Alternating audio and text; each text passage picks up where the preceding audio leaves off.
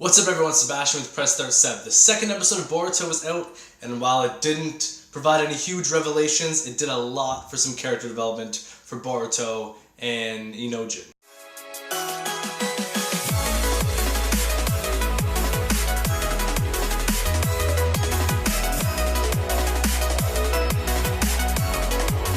So the episode starts and Boruto has been suspended for 2 weeks due to the events of the last episode. If you haven't watched the last episode, go watch it, and you can watch my review of that as well. But to quickly summarize, Boruto smashed a train cart into the Hokage Naruto's face, and as such has been suspended for 2 weeks, and he's been at home with Hinata doing schoolwork. So fast forward to where the episode starts. Boruto's first day of school, he comes in, he's boisterous, he's loud, he's saying hello to everyone, he's really excited to be there.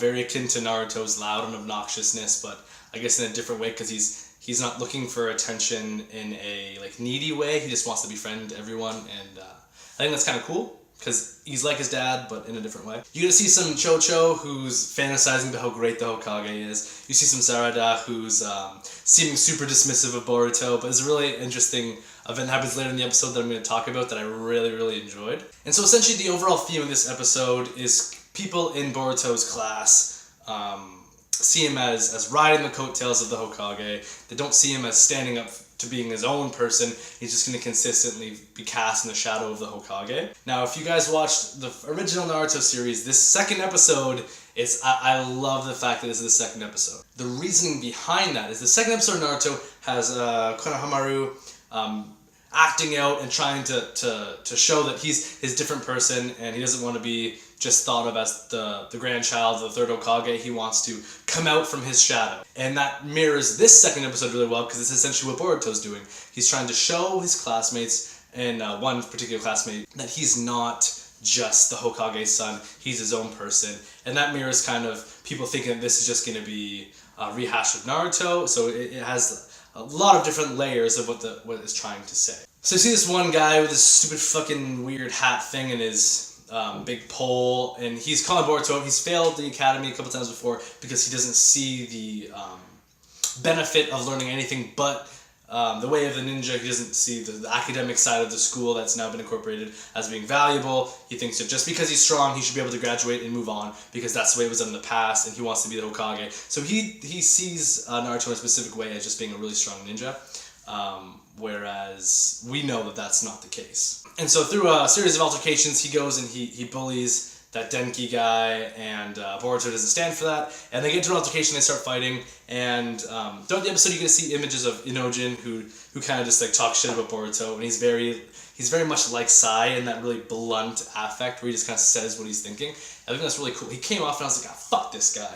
He's being a dick to Boruto for no reason. And then you get to see some character development throughout. In the end, he kind of comes to Boruto's rescue, which I really enjoyed. And the one thing I can see with this episode is the animation did take quite a big hit from the first episode. The first episode animation was beautiful, and you can see that there's been a substantial kind of bloop. It's not like Dragon Ball Super bad, but it is not stellar by any stretch of the imagination. And so while Boruto's fighting this upperclassman, there's a really interesting scene where Sarada pretends that she doesn't care, she's aloof, and doesn't care that Boruto's fighting. But you can see she's really fidgety in her hands, and she seems really nervous, and she wants Boruto to win.